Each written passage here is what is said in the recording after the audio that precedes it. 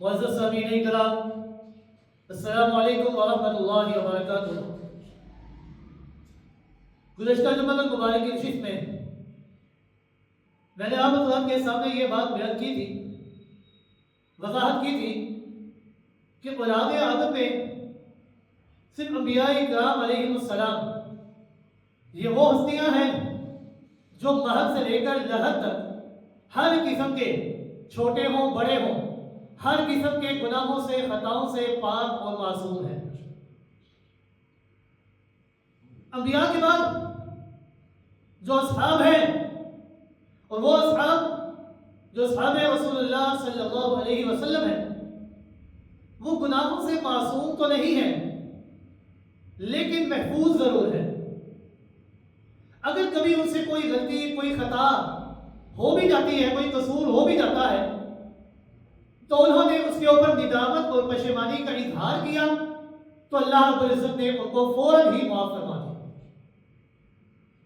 اللہ رب العزت نے غلطی اور قصور کرنے سے پہلے ہی ان کی مغفرت اور بخشش کا اعلان کر دیا، اور اس بات کو اللہ رب العزت نے قرآن کے اوراق کے اندر لکھ دیا ہے، سجا دیا ہے کہ اے بعد میں آنے والے لوگوں، تم میرے محبوب کے یاروں کے بارے میں کوئی بات نہ کر سکنا۔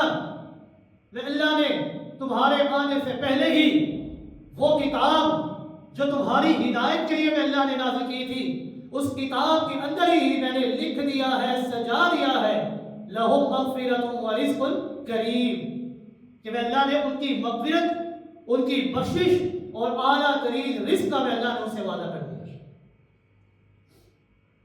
اصحاب رسول اللہ صلی اللہ علیہ وسلم ان کی پوری جماعت یہ غفور لہم ہے، اللہ رب العزت نے ان کے تمام گناہوں کو معاف فرما دیا ہے۔ سورہ آل عمران آیت نمبر 191 سے لے کر آیت نمبر 194 تک اللہ رب العزت نے اولو الالباب لوگوں کا تذکرہ فرمایا ہے، ان کی صفات، ان کی مانگی ہوئی دعاؤں کا اللہ نے تذکرہ فرمایا۔ اولو الالباب یہ کن لوگوں کو کہا جاتا ہے؟ اولو الالباب کا معنی ہے عقل مند لوگ۔ یہ وہ لوگ ہیں کہ جو اپنی عقل کو، اپنی سوچ سمجھ کو، اپنی فکر کو اجاگر کرتے ہیں، اس سے کام لیتے ہیں۔ اللہ رب العزت نے فرمایا الذین یذکرون اللہ قیاما وقعودا، کہ اولو الالباب لوگ یہ وہ لوگ ہیں کہ جو اللہ کو یاد کرتے ہیں، اللہ کا ذکر کرتے ہیں، اللہ کو یاد کر کے ہر وقت اللہ کا ذکر کیا کرتے ہیں، قیاما وقعودا، وہ کھڑے ہیں تب بھی اللہ کا ذکر ان کی زبان سے جاری ہے، وقعودا، وہ بیٹھے ہیں تو تب بھی ان کی زبان سے کس کا ذکر جاری ہے؟ ایک اللہ کا ذکر جاری ہے۔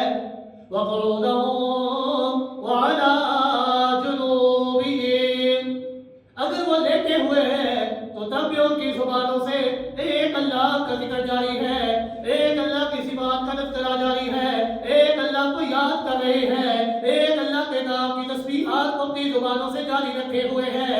سبحان اللہ، الحمدللہ، اللہ اکبر، لا الہ الا اللہ، لا حول ولا قوة الا باللہ، سبحان اللہ وبحمدہ، سبحان اللہ العظیم۔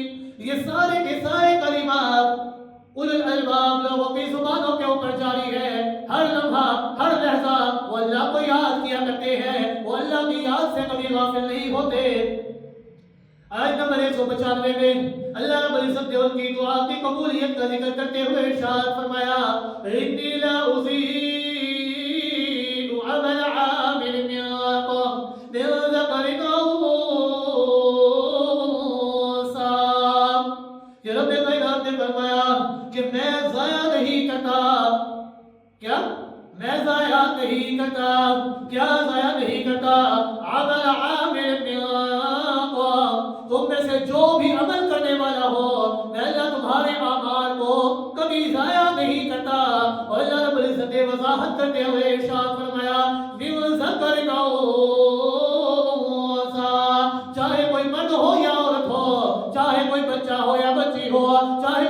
ہو یا نوجوان ہو یا بچہ ہو یا چھوٹا ہو، لڑکپن کی حالت میں ہو یا بڑھاپے کی حالت میں ہو، کسی حالت میں بھی ہو تو رب کائنات نے فرمایا لا اضیع، میں اللہ تمہارے اعمال کو کبھی ضائع نہیں کروں گا، میں اللہ تمہارے ایک ایک عمل کا تمہیں کئی گنا بڑھا کر تمہیں بدلہ عطا فرماؤں گا، جتنی نیت تمہاری خالص ہوگی میں اللہ اتنا بدلہ تمہیں عطا کرتے جاؤں گا۔ اگرچہ ان تمام آیتوں کا حقیقی اور اصلی مصداق اور سب سے پہلے مخاطب یہ اصحاب رسول ہی ہیں، لیکن اگلی آیت میں اللہ رب العزت نے مکہ مکرمہ کے مظلوموں کا اور بالخصوص مہاجرین کا خاص کر کے تذکرہ کرتے ہوئے ارشاد فرمایا فَالَّذِينَ هَاجَرُوا فَالَّذِينَ هَاجَرُوا وَأُخْرِجُوا مِن دِيَارِهِمْ، رب کائنات نے فرمایا کہ وہ لوگ کہ جن لوگوں نے ہجرت کی اور وہ اپنے گھروں سے نکال دیے گئے، اخرجوا من دیارہم، اور وہ اپنے گھروں سے نکال دیے گئے، یعنی وہ خوش نصیب لوگ کہ جنہوں نے پہلے کفر و شرک کیا، کہ جنہوں نے پہلے عصیان کاری کی، نافرمانی کی، لیکن بعد میں انہوں نے کفر کو بھی چھوڑ دیا، شرک کو بھی چھوڑ دیا، انہوں نے عصیان کاری کو بھی چھوڑ دیا، انہوں نے اللہ کی نافرمانیوں کو بھی چھوڑ دیا، اور جب ان چیزوں کو نہیں چھوڑا رب کائنات نے فرمایا اخرجوا من دیارہم، کہ مکہ مکرمہ کے ظلم کی بنا پر انہوں نے اپنے گھر بار کو بھی چھوڑ دیا، اپنے وطن کو بھی چھوڑ دیا، اپنے رشتے ناتوں کو بھی چھوڑ دیا، اپنے اہل و عیال کو بھی چھوڑ دیا، اپنے مال و متاع کو بھی چھوڑ دیا، رشتے داریاں چھوڑ دی، کنبہ اور برادری چھوڑ دی، قبیلے چھوڑ دیے، تجارت چھوڑ دی، سب کو خیر آباد کر کے مدینہ منورہ کی طرف ہجرت کر کے چل پڑے۔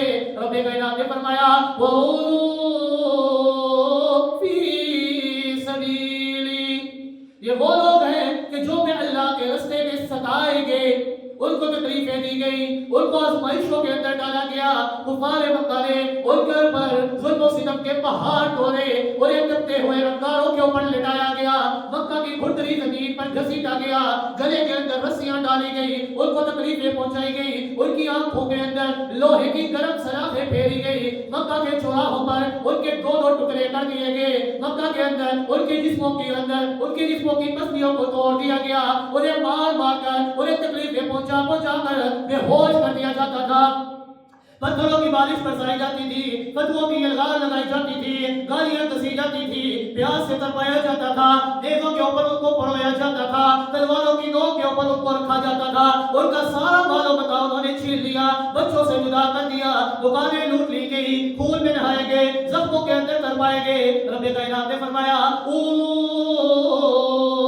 فی سبیلی، کہ انہوں نے یہ ساری تکلیفیں، یہ ساری ایذائیں، یہ ساری مصیبتیں، تمام قسم کی اذیتیں یہ میرے راستے میں ان کو پہنچی ہیں، ان کے ساتھ یہ سب کچھ اس لیے ہوا کہ وہ کس کا نام لیتے تھے، وہ نام لینے والے ایک اللہ کے ہوتے تھے کہ ہم ایک اللہ کی عبادت گزار ہیں، کس کا کلمہ پڑھتے تھے، ایک کلمہ گو تھے لا الہ الا اللہ محمد رسول اللہ، کہ اے میرے اللہ ہم تیرے علاوہ کسی اور کی عبادت نہیں کرتے، ہمارا الہ، ہمارا معبود، ہمارا مشکل کشا، ہمارا مسجود، ہمارا داتا و دستگیر صرف اور صرف تو ہی تو ہے، اور کوئی نہیں ہے، اور ہم اس بات کا اقرار کرتے ہیں محمد رسول اللہ، کہ محمد رسول اللہ صلی اللہ علیہ وسلم یہ اللہ کے بھیجے ہوئے آخری پیغمبر ہیں، خاتم النبیین پیغمبر ہیں، رحمت للعالمین پیغمبر ہیں، آپ کے بعد اللہ رب العزت نے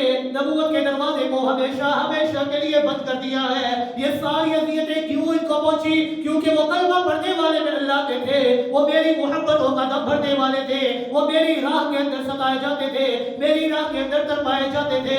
ان جملوں کے اندر جو لطف چھپا ہوا ہے یہ ایسا لطف ہے کہ جب سے دنیا قائم ہے اس وقت سے لے کر آج تک کسی عاشق کو یہ خوش نصیب جملے کبھی نہیں ملے۔ یہ ایسے جملے ہیں عاشق اس کی تمنا اور آرزو کرتے کرتے مر گئے، مگر یہ لطف اور یہ دولت یہ دنیا کے کسی عاشق کو نصیب نہیں ہوئی کہ محبوب اور معشوق نے اقرار کیا ہو اس بات کا، کس بات کا؟ کہ محبوب اور عاشق نے اقرار کیا ہو اس بات کا کہ عاشق کے اوپر جو دکھ آ رہے ہیں، عاشق کے اوپر جو مصیبتیں آ رہی ہیں، عاشق کو جو ایذائیں پہنچ رہی ہیں، ان تمام تکلیفوں کی وجہ صرف اور صرف میں ہی میں ہوں۔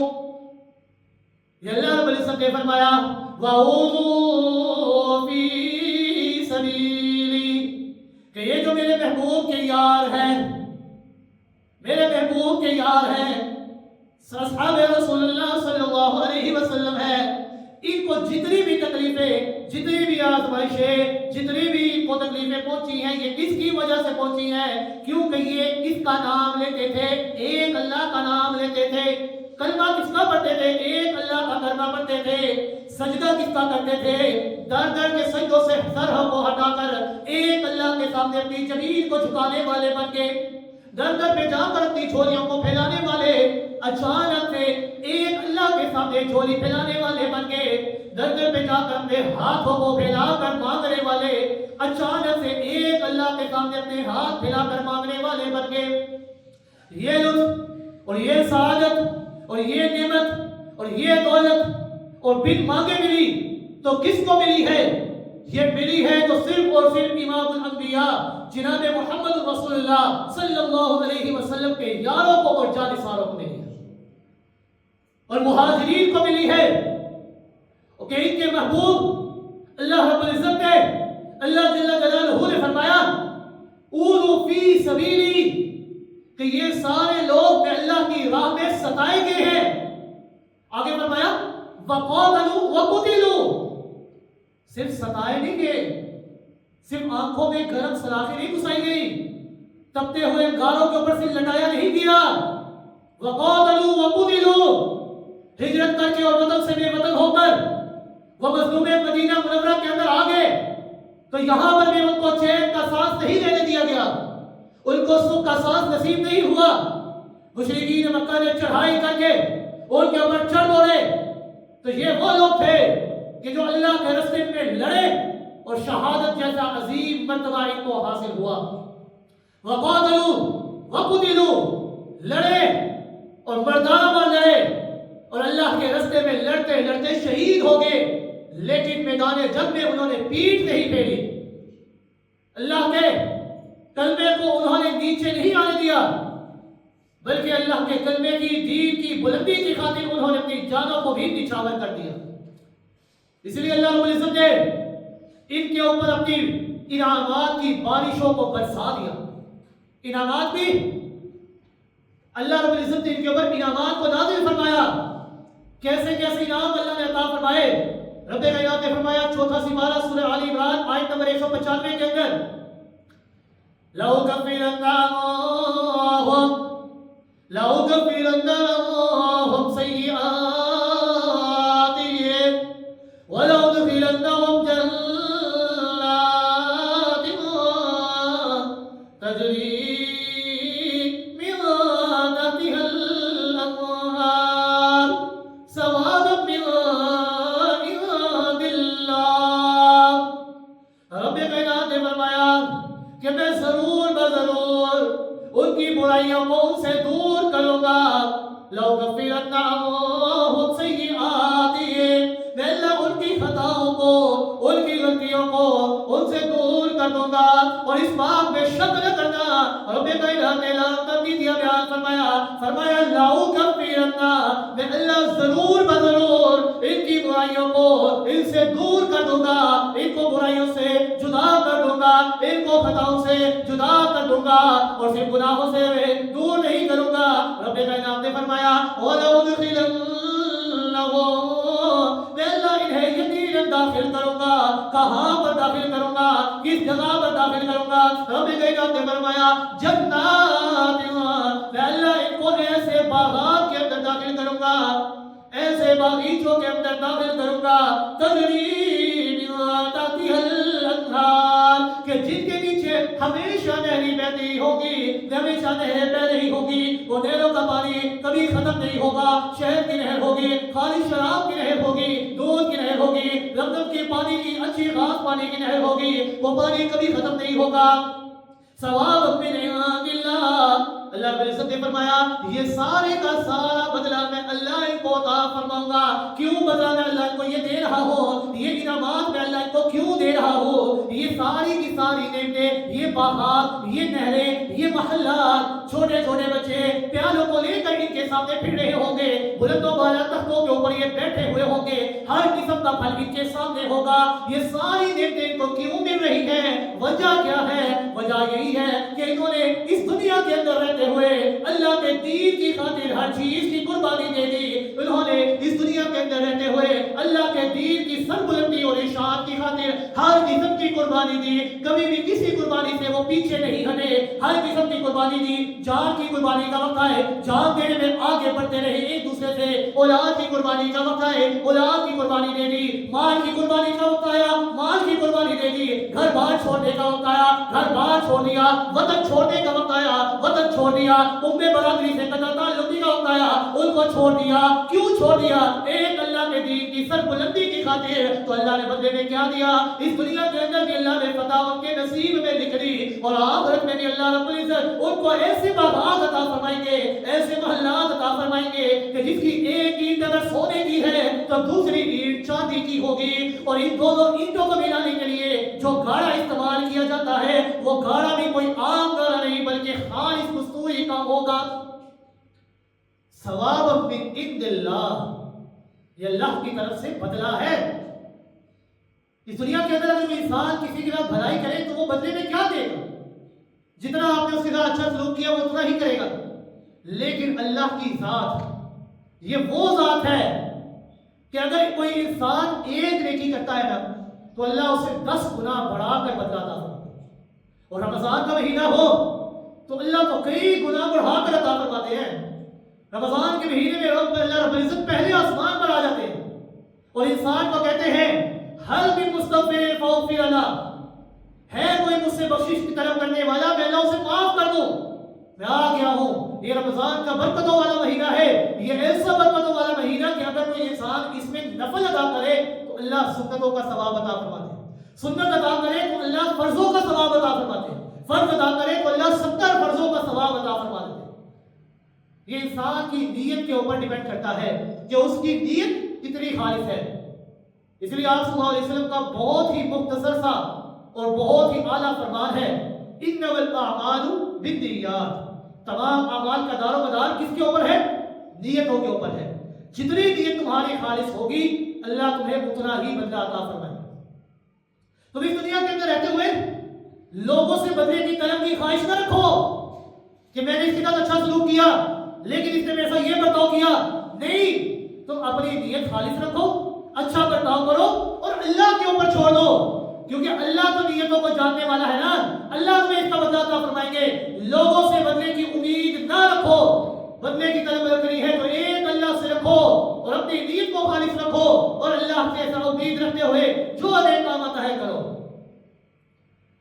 یہاں پر یہ جو آیت مبارکہ میں نے بیان فرمائی ہے, اس آیت مبارکہ کے اندر جن مہاجرین اور جن مجاہدین کا تذکرہ ہوا ہے, کیا ان مہاجرین اور مجاہدین کے اندر سیدنا صدیق اکبر شامل نہیں ہے؟ کیا ان مہاجرین اور مجاہدین کے اندر سیدنا فاروق اعظم رضی اللہ تعالی, سیدنا عثمان غنی رضی اللہ تعالی, سیدنا علی مرتضی رضی اللہ تعالی شامل نہیں ہے؟ یہ شامل ہیں. کیا انہیں مکہ مکرمہ کے اندر ستایا نہیں گیا؟ کیا سیدنا صدیق اکبر رضی اللہ تعالی مشرکین مکہ سے مال کھاتے ہوئے بیت اللہ شریف کے اندر بے ہوش نہیں ہوئے؟ کیا سیدنا صدیق اکبر رضی اللہ تعالی اور فاروق اعظم رضی اللہ تعالی نے ہجرت نہیں فرمائی؟ اگر یہ لوگ اللہ کے راستے میں ستائے بھی گئے, وطن سے نکالے بھی گئے, انہوں نے جہاد فی سبیل اللہ کے اندر حصہ بھی ڈالا, تو پھر اس آیت کا مصداق کھونے سے انہیں کون نکال سکتا ہے؟ اس آیت نے امت کو اس بات کا سبق دے دیا کہ دیکھو ان مہاجرین اور مجاہدین صحابہ کا کوئی کبیرہ کوئی صغیرہ گناہ تاریخ کی روایت کے اندر بھی نہیں آتا. اگر تم آنکھوں سے بھی دیکھ لو تب بھی تمہیں کیا ملے گا؟ تمہیں ایک ہی چیز ملے گی, تمہیں ان کی بزرگی اور ان کا اعلیٰ مقام ملے گا اور کچھ نہیں ملے گا. یقین رکھنا اس بات کا کہ ان کا وہ گناہ اس آیت کے تحت وہ معاف ہو چکا ہے اور ان سب کا جنت میں داخلہ یہ قطعی اور لازم ہو چکا ہے. جن لوگوں کا ایمان قرآن مقدس کے اوپر ہے، جن لوگوں کا ایمان توکل بھروسہ یقین سورہ آل عمران کی آیت نمبر 195 کے اوپر ہے، وہ مہاجرین صحابہ کے متعلق اللہ رب العزت کا یہ وعدہ اور یہ خوشخبری پڑھ چکے ہیں، سن چکے ہیں، تو انہیں مہاجرین کے کوئی گناہ یا قصور احادیث اور تاریخ کی کتب میں نہیں، آیات قرآنی پیش کر کے بھی دکھا دو، تب بھی ان کے اعتقاد میں بال برابر بھی فرق نہیں آ سکتا۔ کیوں؟ کیونکہ اللہ کا وعدہ ہے لَأُكَفِّرَنَّ عَنْهُمْ سَيِّئَاتِهِمْ، میں اللہ نے ان کے تمام چھوٹی بڑی خطاؤں کو ان سے دور کر دیا ہے، انہیں معاف کر دیا ہے، اور دنیا کے اندر ہی میں اللہ نے وعدہ کر دیا ہے۔ کس بات کا وعدہ کیا؟ اُدْخِلَنَّهُمْ جَنَّاتٍ، میں اللہ نے جنتوں کے اندر داخل ہی کروں، یہ جنت کے اندر ہمیشہ داخل ہو کر ہی رہیں گے۔ جن لوگوں کا ایمان اس قرآن کے اوپر نہیں ہے، سورہ آل عمران کی اس آیت کے اوپر نہیں ہے، وہ لوگ ہمارے مخاطب ہو ہی نہیں سکتے۔ جو ناریب اور بے عیب کتاب قرآن مقدس کو نہ مانے، بھلا وہ باقیوں کو کیا مانیں گے؟ اسی لیے اللہ رب العزت نے اس آیت کے آخر کے اندر ارشاد فرمایا واللہ عنہ حسن الثواب، اللہ کے ہاں ہی اس کا اچھا بدلہ ہے۔ یعنی اس نعمت اور اس انعام سے بڑھ کر جو اچھا بدلہ اللہ تعالیٰ فرمائے گے وہ انسان سوچ بھی نہیں سکتا۔ اللہ نے دنیا میں تو لوگوں کو بتایا کہ جنہوں نے میں اللہ کی عبادت کی، میں اللہ کے سامنے اپنے سروں کو جھکایا، میں اللہ کے سامنے اپنی جھولیوں کو پھیلایا، میں اللہ کے ساتھ جنتوں کے وعدے تو کرتا ہوں، وہ آخرت کے اندر جنت کے اندر جائیں گے، لیکن اس کا اصل بدلہ جو میں اللہ تعالیٰ فرماؤں گا وہ میرے اوپر ہی ہے۔ اللہ نے فرمایا واللہ عنہ حسن الثواب، اچھا بدلہ جو ہے نا وہ میں اللہ کے پاس ہی ہے۔ اور وہ اچھا بدلہ کیا ہے کہ اللہ رب العزت کل قیامت کے دن ان کو اپنا دیدار عطا فرمائے، اور اللہ کے دیدار سے بڑھ کر اور بڑی دولت کیا ہو سکتی ہے؟ ایک اور آیت جس میں اللہ رب العزت نے مہاجرین اور انصار سب کو ایمان، مغفرت اور رزق کریم کی بشارت سنائی کہ میں اللہ ان کے رزق کے اندر برکت عطا فرماؤں۔ رب کائنات نے فرمایا والذین آمنوا وهاجروا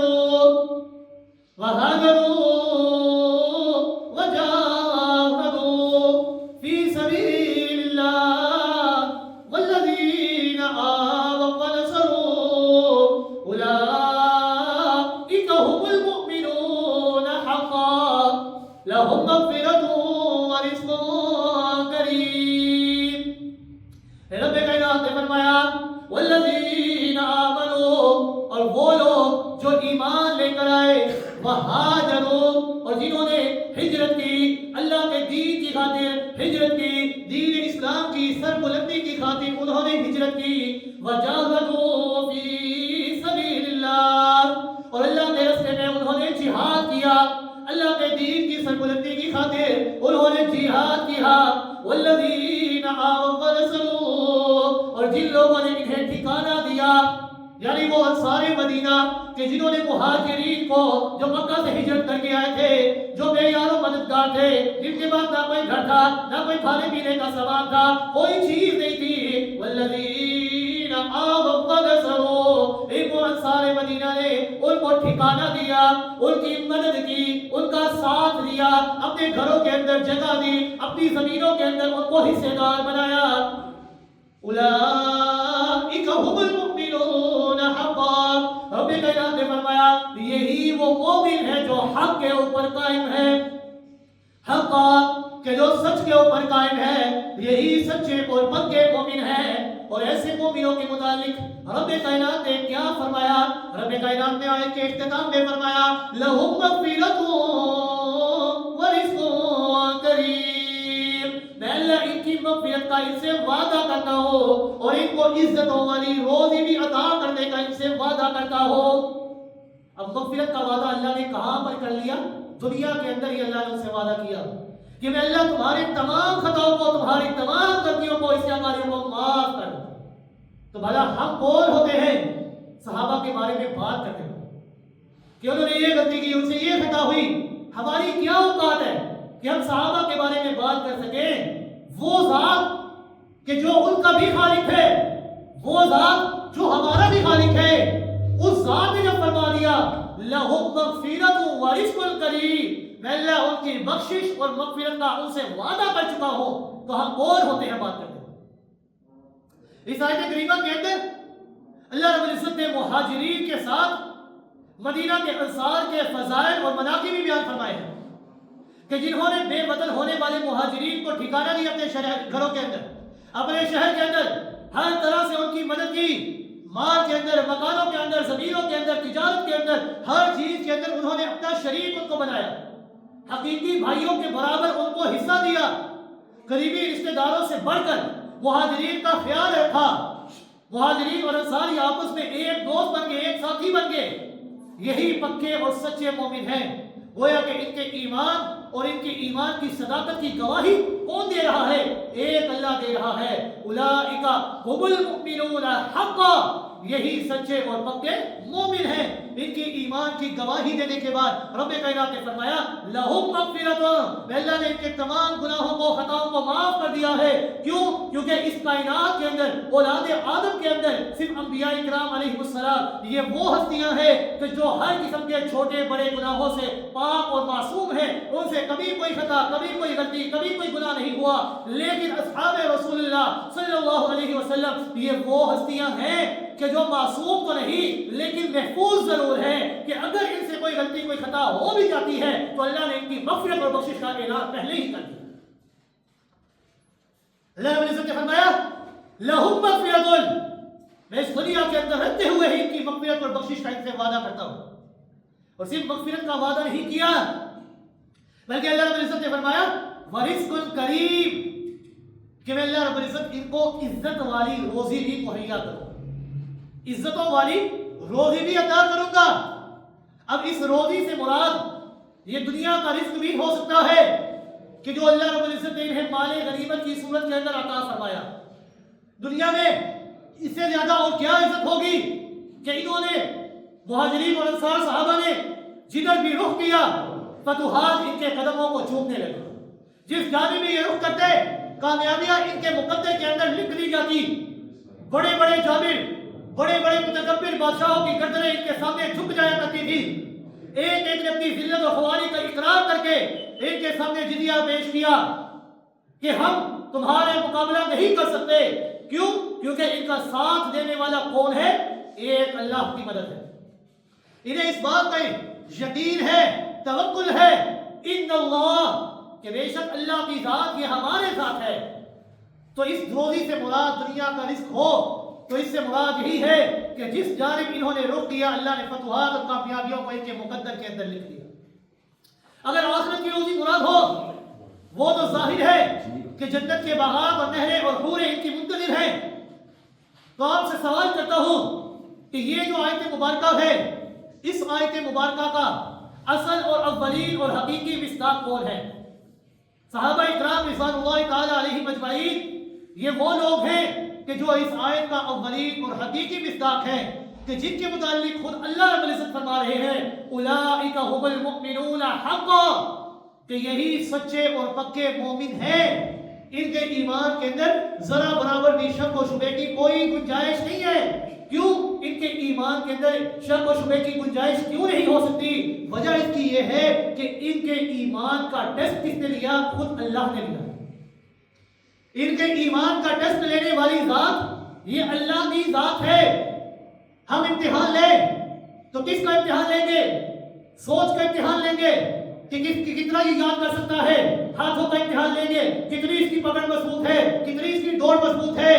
لیکن اللہ کی ذات یہ وہ ذات ہے کہ جو امتحان لیتی ہے تو وہ بھی اپنی طرح امتحان لیتی ہے۔ نہ کسی کی پکڑ کا امتحان، نہ کسی کی دوڑ کا امتحان، نہ کسی کی سوچ کا امتحان، نہ کسی کی نظر کا امتحان۔ اللہ نے امتحان لیا تو اس جگہ کا امتحان لیا کہ پوری کائنات مل کر بھی اس کا امتحان نہیں لے سکتی۔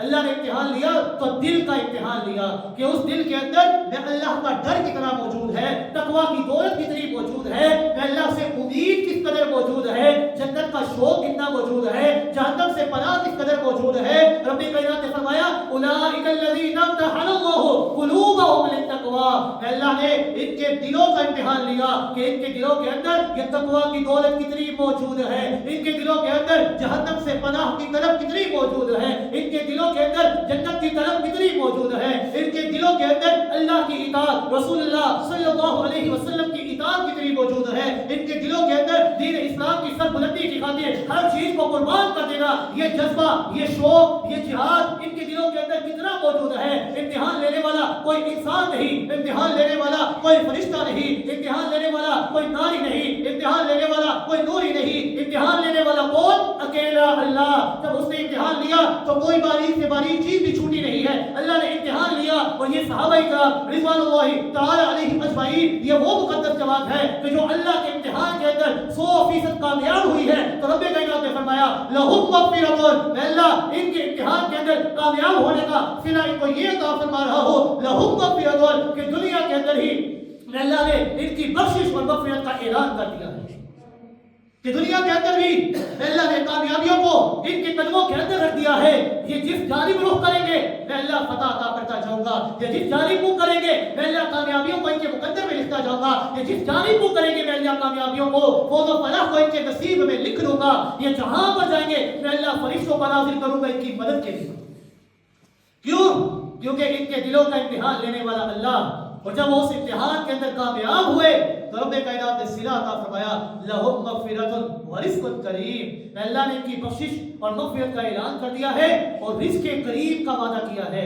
دنیا کا رزق ہو تو فتح عطا فرما دوں گا، دنیا کا رزق ہو تو میں اللہ دنیا کی ہر چیز ان کو عطا کر دوں گا، لیکن اگر اسی رزق کریم سے مراد آخرت کا رزق ہو تو اس سے مراد ہے کہ میں اللہ جنتوں کے باغات ان کو عطا فرما دوں گا، میں اللہ جنت کے اندر ان کو داخلہ عطا فرماؤں گا، ایسے باغات کے اندر ان کو داخلہ عطا فرماؤں گا کہ وہ باغات ایسے ہیں کہ جن کے نیچے ہمیشہ نہریں بہتی ہوں گی، کہ ان کو جنت کے اندر ایسے ایسے بلند و بالا تختے ملیں گے کہ جس کے اوپر ٹیک لگائے بیٹھے ہوئے ہوں گے، ہر قسم کی شراب ان کے سامنے موجود ہوگی، ہر قسم کے میوے، ہر قسم کے پھل ان کے سامنے موجود ہوں گے، جس چیز کی تمنا یہ کریں گے میں اللہ ان کو وہ چیز عطا کر دوں گا۔ ابھی وہ سوچنے ہی والے ہوں گے، میں اللہ ان کی سوچنے سے پہلے ہی ان کو وہ چیز عطا کر دوں گا۔